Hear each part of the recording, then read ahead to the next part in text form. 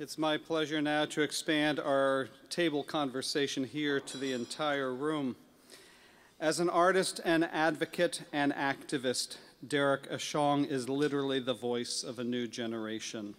Whether heard on the radio or in the eloquent expression of his thoughts on then Senator Barack Obama, seen in one of the most viewed YouTube videos of 2008.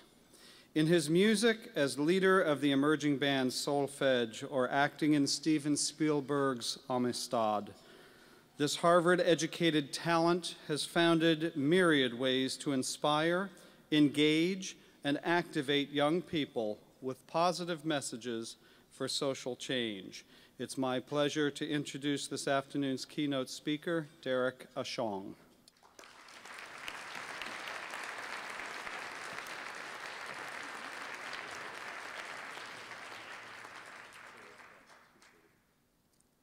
Thank you very much all, first of all, for inviting me, for allowing me to speak, during dessert.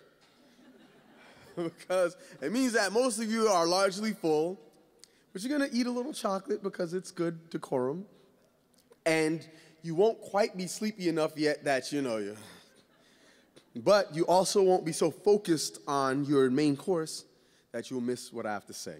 And hopefully it'll be worth it. Now, I did make a promise to the Secretary of State that I would speak for as long as possible, as slowly and in as monotone a fashion as I can, so as to keep you here for no, I'm not going to do that. I've been asked to be interesting and informative, so I'm going to do my best. And what I want to do, what I thought I would do, is give you a little bit of background on myself, as we were just discussing here, because some of you are probably looking at like, okay, who invited the baby-faced kid to come and talk about these important issues?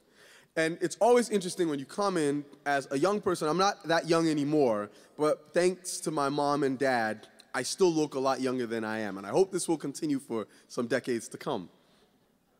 But a lot of times you'll come in and they'll be like, well, it's not a PhD. I dropped out of grad school, sorry for all the academics in the room. And I mean, I'm not really sure, like, what's he gonna say, what's he gonna share, how is he gonna edify me? I've been a practitioner, I've been doing this for 30 years. Has this kid even been around that long? Looks like one of my students. And so that puts one in a situation where it's like, okay, you've gotta up your game in order to just have a basic level of acceptance by people who actually know what they're talking about. So, I'm going to tell you something that I know well, better actually than anyone in this room, and that is about myself. This way I'm on safe territory and you won't be disappointed. And hopefully in talking a little bit about my experience as a person, as a citizen, as an artist, it will help to plant some seed with you about what I mean when I think of a new generation and how we should think about the power of the arts moving forward. So, I am Derrick Nana Kwesi Abaka Ashong. I was born in Ghana, West Africa. My friends call me DNA. They call me DNA largely because that sounds a lot better than the full initials, which is Dinka. So DNA is what a lot of people call me. I was born in West Africa. I moved to Brooklyn, New York when I was a kid. First, anyone has been to Ghana? All right, okay. I gotcha. Not quite yet. One person to Ghana, two people to Ghana. Anyone else? Hold your hand up, hi. All right, oh, we got crew, awesome. Akwaba, all of you, welcome. When I was 3, 4 years old, I moved to Brooklyn, New York. Anybody from Brooklyn? Of course. And you know, Brooklynites, they're never like, yeah, assertive, concrete jungle. When I was 8 years old, I moved to Riyadh, Saudi Arabia. Anyone from Saudi? All right, one. There's two of us. When I was, let me see, actually 8, I moved to Saudi. 12, I moved to Doha, Qatar. Anyone from Qatar? Okay, see, this is the cosmopolitan crowd. I love it. And finally, when I was 16, I moved to a suburban high school in Voorhees, New Jersey. Anybody? Okay. Wonderful. So this is one of probably a handful of organizations I've ever spoken to or speeches I've ever done where there's been somebody who has been to all the places that I grew up in, right? For a kid like me, when somebody would ask, where are you from? It actually required a process in order to determine the answer. The process starts like this. First they ask, oh, yeah, Derrick, oh, cool. So where are you from? And you think, okay, who am I speaking to? How cosmopolitan are they? What's their particular background? Which thing will they comprehend? Do they mean they really want to know where I'm really from? Or do they just kind of want to know where I live? Or are they just sizing me up for reason X, Y, and Z? And based upon that particular ascertainment, in the space of less than half a second, I will say, I'm from Brooklyn.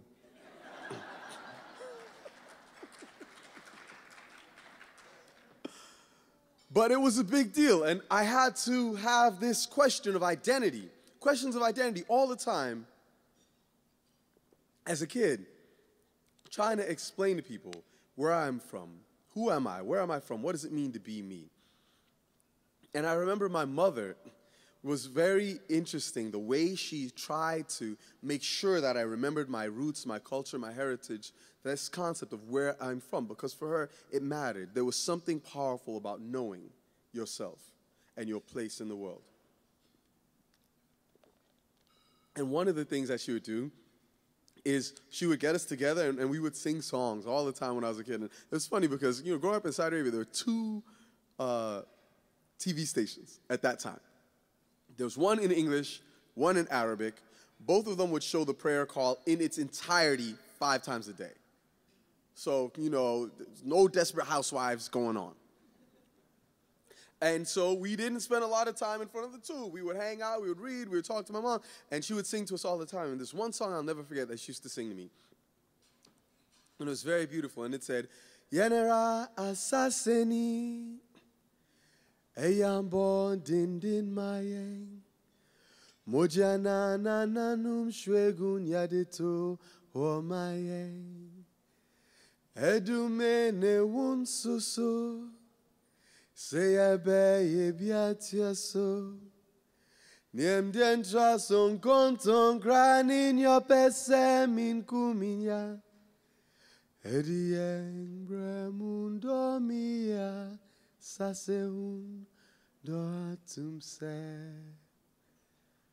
Omano sebe ye yo, omano serin ye yo. Yes, and now say, oh, man, for brown betre, oh, man, no sebe ye you, oh, man, no serin ye you. Yes, and now say, oh, man, for brown betre. Yenera assassini. This is our land. It is a great treasure that was bought for us with the blood of our ancestors. It is now time for you and I to do our part for our motherland.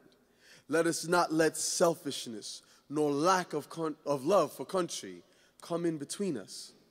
Whether this land will succeed or whether this land will fail, the life of the people will show. This is how my mom helped me to understand and remember who I am.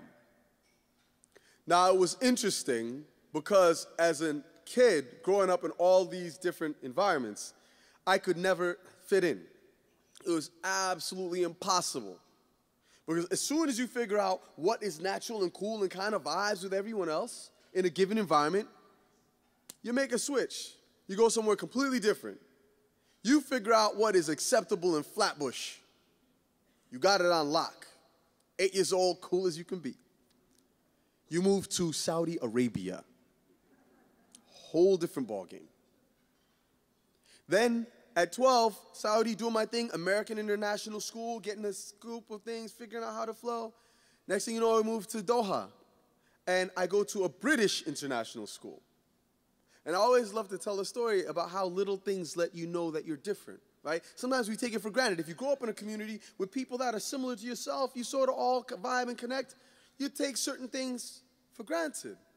But when you grow up with people who are radically different or come from a different perspective or in a community that is primarily populated by expatriates. So most of the people you meet on any given day are foreigners from that another land, not that land you live in.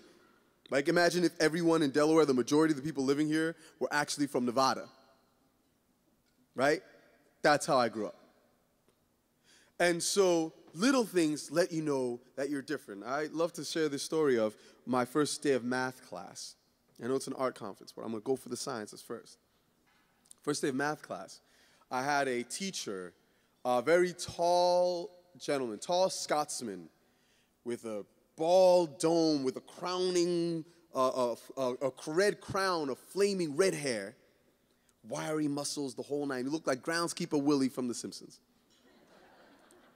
And the first day of school, he looks at us all and he says, "All right, pull out your jotters." And I'm looking at him and I'm like, And he's looking at us and everyone's rustling around in their bags trying to do something, and I'm standing there. And he looks at me and he's like, "Derrick, pull out your jotter." And I'm like, "Excuse me, sir, first of all, I don't really know you like that. My parents had a talk with me. Secondly, what's a jotter?" And he replies, "It's a book." I'm like, "Oh, okay, that helps." Now, by this time, everyone's gone into their bags and they've gone out and they pulled out their books, and I realized that a jotter is a book, is a book. And more specifically, it's a notebook. A notebook.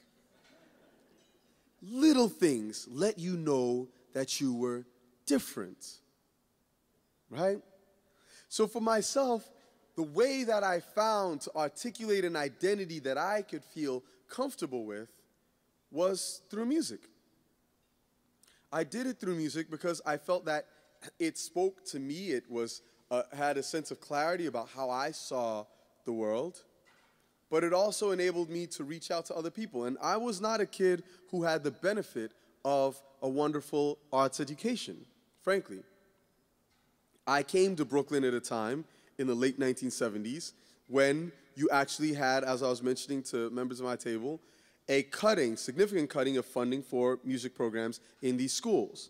So a lot of kids at that period grew up not learning instruments, right? This is the part of the birth of hip-hop. You couldn't learn to play an instrument, so you created instruments. You became an instrument in some occasions. When I moved to the Middle East, it was only then, at 8 years of age, that I learned to play the recorder in my new school. And then I got to move on up to the clarinet. When I was 12, I moved to Doha, and again, I didn't have a band anymore, so I had to put away those wind ensemble instruments. But I'd been going around learning and playing on, plunking around on people's pianos, so my parents got me piano lessons. Now, any pianists here? Few. 12 years old is very late to start classical piano. Most of my friends who played at the time had started around 4 or 5. A couple of the geniuses when they were 3. Right? So I'm almost a decade behind the curve at this point. And I remember I loved music and I would play. My sister would go to piano lessons and she'd come back and she didn't want to practice. I would come back and I would play and play and play. Of course, I wouldn't play the stuff I was supposed to play. I'd just be playing along, playing and doing something. And then I started to actually learn and imbibe the music. And I'll never forget this day when my piano teacher was teaching me this song we were working on. I was sort of plunking away, and she got a phone call. And she had to go off and take the call. And a friend of mine had given me this piece of music. It was Mozart's Eine kleine Nacht music. And I thought it was so gorgeous. It was amazing. But I didn't understand all the notes and the way it ran, and my teacher wasn't teaching me. So I started looking things up and getting these books and asking some of the other folks. And I just started teaching myself to play Mozart. And so by the time one day, about 13 years old, the piano teacher, we've been in class for a year, and she comes in, and she goes out to take this call, and she comes back. And after a year of piano, she hears me from the other room playing Mozart. She comes back, she's like, "What the hell?" She's like, "How did you learn that?" I was like, "My friend gave me the music." She's like, "And you taught yourself?" I was like, well, yeah, it's a little harder than, when I was playing clarinet because it's multiple parts at the same time, but I've been working on it. She said, from now on, we'll play whatever you want. And what wound up happening is I got this idea that, okay, I can play whatever I want. When I went back to the United States, I kept playing. I joined a jazz ensemble. When I went to college, I joined an a cappella group in high school, one that we created because there wasn't one in our high school. When I went to college, I joined a choir, and I learned to write arrangements for that choir. Then I studied under a jazz professional singer. I wanted to learn how to sing better like a good person who had beautiful vocals. And she was like, well, you've done a lot of stuff with writing music. This is interesting. So she started teaching me about arranging and writing, and I kept writing more and more songs, and then I graduated, and I apprenticed myself to a professor at Berklee School of Music. I was like, I just graduated with a degree from Harvard. I can't afford to go back to college. I just want to learn, so can I follow you around? Can I do stuff and this and this and that? I started hanging out with the guys who taught the musicians I used to play with, and I just started learning how to make what was in my head a reality. And I ultimately learned how to write, produce, arrange. My senior year of high school, I took time off to act in Steven Spielberg's Amistad. I came back after asking tons of questions of all the artists I met there. I came and I wrote a musical for my senior thesis, which was summa cum laude and won a bunch of academic awards, as well as selling out virtually every night that we did it. And it was all because I had this idea that music could convey a sense of me to the world. Me, a kid who no one could understand because no one had shared my life experience.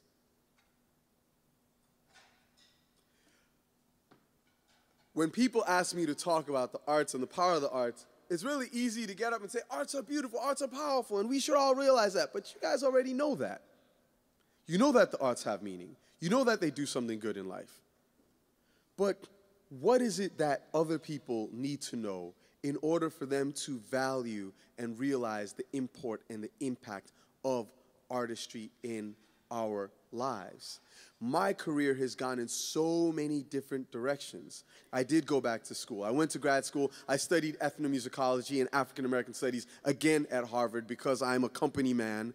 I dropped out because I felt like I was doing stuff that my department didn't quite see the value in. I was looking at trends in technology, the open source software movement, and looking at how you could take those ideas of intellectual property and map them onto ideas of an open source culture movement. And what that would mean for creating multilateral flows of content between societies. So you don't just have one Western hegemonic paradigm putting stuff out there into the world, but you have the world speaking back, and you are fusing ideas and concepts to be what could be something new, right? That was my academic work. But it didn't just come from, thinking, sitting around in the library, talking about these issues. It came from my own life experience and the fact that I was an African kid that grew up in other places. And my whole life was trying to bridge that gap between societies. People over here, people over there. How do I show my vision when I stand in the middle with legs astride the Atlantic? And there was one example that musically meant so much to me. It was another song that my mother used to sing to me, old West African classic called Sweet Mother. Has anyone ever heard Sweet Mother? My man from Liberia, right? It's a very simple song, the most popular in the history of African music. If you ask virtually anyone from the continent, particularly West Africa, they know Sweet Mother. And it's just very simple. It goes, sweet mother, I no go forget you, the way you suffer for me, oh. Sweet mother, whoa, sweet mother, oh. When I no chop, my mother no go chop. When I no sleep, my mother no go sleep. She know they tire, oh, sweet mother. I no go forget this suffer where you suffer for me, yeah, yeah. Sweet mother, sweet mother, oh. And we all learn this. And the real version of the song much, much faster. It's like really funky and you dance to it. So that's how we do. But I'm just giving you the basic idea. And I was growing up, I was like, I love that song, I love that song, I love that song. I really want to interpret it in a way that fits my own cultural perspective, my own life standing astride these worlds. And so I did my own version that said, 1, 2 for the cool and you, we rocker. 3, 4 when you're hot for more, I give you. 5 and 6 for the lyrical mix. Your DNA will flip these scripts with an African twist. Mi mami ke mi kajo yak patashi mi. Akeke yung beshi malu otwe ke habo no banuni shidank benin. Lushi mi mami yi mi lele. Ewo mi neke mi kafona nadina. Look at me. Gromana rocker crying to Trini. Still never met to Umana Stella Ashi. African queen. That's who miss so Henua. Be praised Jah for all the greatness that form him. Mommy, Lord have his mercy. Look who taught a boy to be born. Black woman, me treasure more dilly than go. Me say, you know, the root is where the tree they keep it so. All except no substitute yo for the truth. Or that she told Abanyan. Safo wabu no pe. One kind of sam for the child to grow wise. He must learn to listen. So here then, no man's army, no riches, no pay could take my love from my mama away. Sweet mother, I no go forget you. The way you suffer, where you suffer for me, you. Sweet mother, oh, sweet mother, oh. This song, remake that we did, thank you. We created the remake. I took these ideas of open source culture that I was thinking about in grad school and writing about, and I actually figured out a little strategy, and we released it back home in Ghana. And in the first month of release, we charted number 4 in the country. R. Kelly, Usher, Beyonce, then me. Meanwhile, I'm kicking it at the library on campus while this is happening. Then it got picked up in South Africa. Then it got picked up in Jamaica on RETV. Then next thing you know, it's airing continent-wide and got picked up in the BBC World Service and then MTV Africa. Within 4 months, we're airing in 50-something different countries around the world, based upon a creative perspective and an academic theory put into practice. So I dropped out of grad school. I got recruited by a big music producer by the name of Dave Stewart, who was one half of the Eurythmics with Annie Lennox. He's the guy who wrote Sweet Dreams, etc., sold 100 million records. I went to work for him to help him launch music and digital businesses. Spent some cool time doing that, had a lot of fun, it was great. Got recruited by Harpo to actually develop a radio show around art and politics and society and how our next generation thought about things. So I was the baby face on Oprah Radio, along with Gayle King, Dr. Oz, Laura Berman, Oprah, and me. Then I got recruited last year by Al Jazeera English to launch a project this spring in April that used social media and looked at how technology was influencing broadcast media and how you could give a bigger voice to people around the world by creating a program that was fully and truly interactive. So this year, we built the first global television show where the audience decide what gets covered and the audience gets to interview Ambassador X live via Twitter, etc., while it's broadcast in 300 million homes worldwide. Most people in the U.S. don't see it, but everyone else does, right? And so my life and my career has been one of thinking about how is it that you give people a voice? Because when I was growing up, my voice was the only one that could possibly articulate to people who I was, because I really was something a little bit different. So when people talk to me about the power of arts, or they ask me about what's the power of the arts, it's not just that art itself is good in and of itself, which it is. It's undeniable. It's beautiful, it's powerful, it's meaningful, it gets in you. I always say that artistry in general is human communication taken to the highest levels, right? In the culture I come from, it's not simply entertainment. It's not simply something peripheral to society. It's in everything we do. I speak a tonal language. Does anyone know what I mean when I say tonal language? Few people. Okay, I'll explain. A tonal language means that, well, I'll give you an example. Let's say you say, there's Kristen, do you know her? If I say, inlele, it means I know her. If I say, inlele, it means I don't know her. Inlele, yes, I know her. Inlele, no, I don't know her. You still with me? So, for us, it's not just what you say. It's literally how you say it. When you hear about West African talking drums, that's not a joke. Where I come from, they really do speak. If I hear a percussionist playing, and this is me who's grow up in Brooklyn and not even go with the language, but I know if I hear a guy playing brum brum brum brum brum brum brum brum brum brum odomankoma brum brum brum brum brum wombra pro pro pro wombra pro pro pro come in numbers, come in numbers. To this day, if you listen to the news, they have this thing that plays on TV when you hear it's like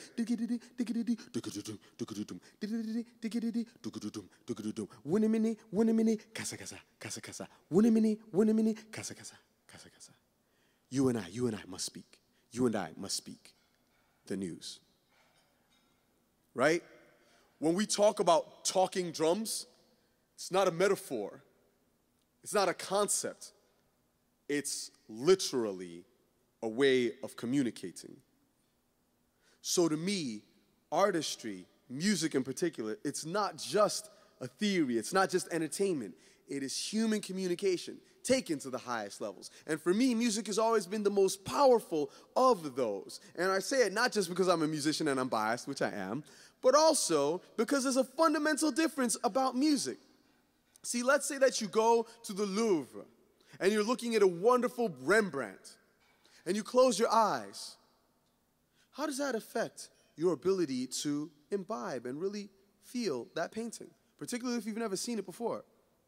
Let's say you go to a movie and the theater is there and the screen is big, it's 3D, you got your glasses on, it's amazing, you can't wait to watch it, and you turn around and you spend the whole film looking to the back of the room. How does that impact your experience of that movie? But if somebody were walking by outside with a boombox on their shoulder playing Vivaldi, some people do that, it would color this conversation in a certain way. If another person walked down after that and they were playing Metallica, it would color this conversation differently. If they were playing Bob Marley, again, another spirit enters the room. Even though we're not here to see them, that's the funny thing about music. It gets in you. It is the only art form that can be consumed in a passive context. You can't get over it. You can't get under it. It just gets in you. The other powerful thing about music is you could go to the Louvre and I can be looking at one point painting and you could be looking at another painting and you could be looking at another one and you could be looking at a statue, a bust of such and such. But if 5 of us were in this room with our boomboxes listening to 5 different musics, we would be asked to leave or the rest of you would leave like that. Because the other thing about music is it must be consumed together. We can only listen to one song at a time. We have to do it together. So what does that mean? What role or what import does that have to do when we're thinking about the power of the arts for the future? Well, one, I've just articulated to you what I think is the present power of the art. But if I might, in 2 minutes, talk about economics for a minute, a lot of people are concerned about the future of our nation. Everybody's talking about, oh, the economy is terrible. People are speculating, oh, is America in decline? And some people are saying, no, we're not in decline. We're the best. But they don't really come with any statistics. We're the best. The best of what? Get your government hands off my Medicare. Okay, fair enough. We have the best health care. How? As compared to who? Well, we've got the best educational opportunities. Really, for whom? Where do we stand in the world rankings? Well, we've got the best, hardest working workers in the world. I will tell you as an immigrant, the most unpopular thing ever, that is absolutely false. There are people all over the world who work much harder for much less all the time. Not because they're better people, they don't have a choice. So we don't have the best workers in the world.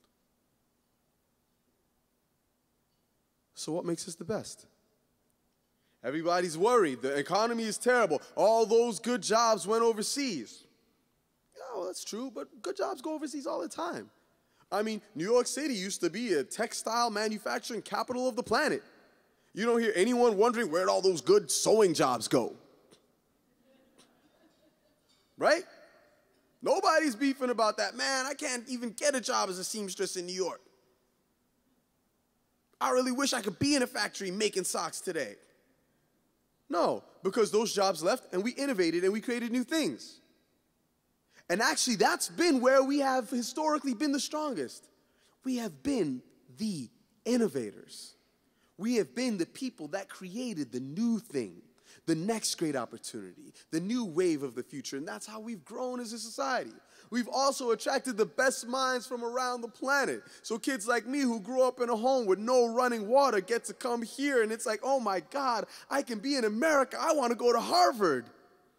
And whereas all the kids in my high school are like, yeah, whatever, I don't really care. I just want to have fun and I want to meet this chick. I'm like, I want to go to Harvard. Why? Because nobody in my family ever heard of any other school in America except Harvard. So that's the place to go. Right?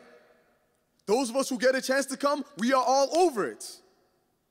These are the things that have made this country great.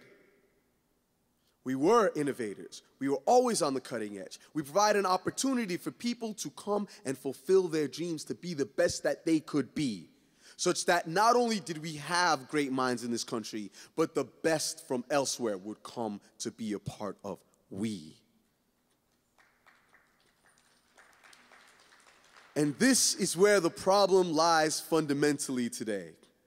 The issue is not that the good sewing jobs have left the country. The issue is we are no longer innovating at the level we need to in order to compete with a world where people are rising up and pulling themselves out of poverty and looking to us and saying, I want to live like them. And because we have, since 9/11, made it so hard for people who don't look like, smell like, talk like, pray like us to be here, to come here, to feel comfortable here, a lot of them are like, you know what, I don't want to go through the strip searches and the fingerprinting and the insults. I'm going to stay home. So a lot of those great minds that want to live like we do are staying where they are to figure out how they can do so. Everyone talks about China, the rise of China. China's the big competitor. China's not out to get us. China's not out there trying to be like, how can we dominate the U.S.? China's got big issues of their own.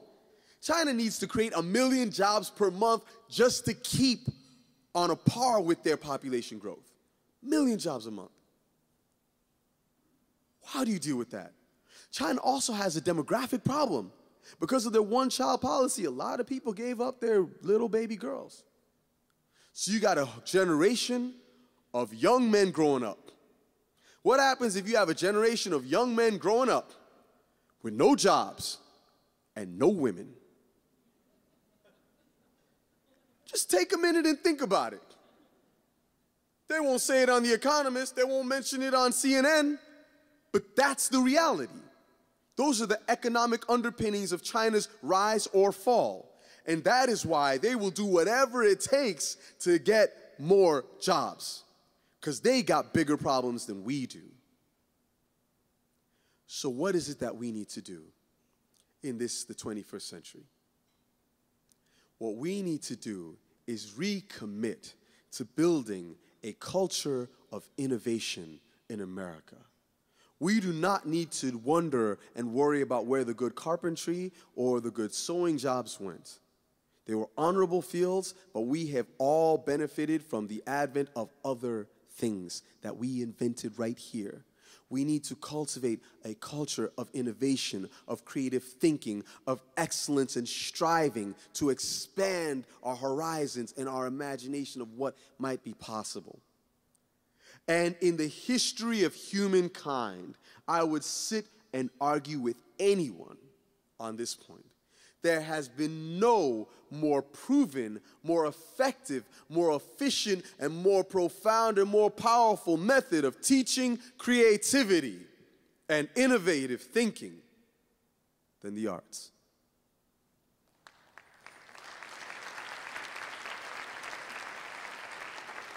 You see, what we do has a value in its own sake, for its own sake. It has value in and of itself. But it is also the hidden gem in our society that could actually help us find a solution to some of the problems we are facing. We will never make things better, faster, cheaper here. That is not the way we even want to go.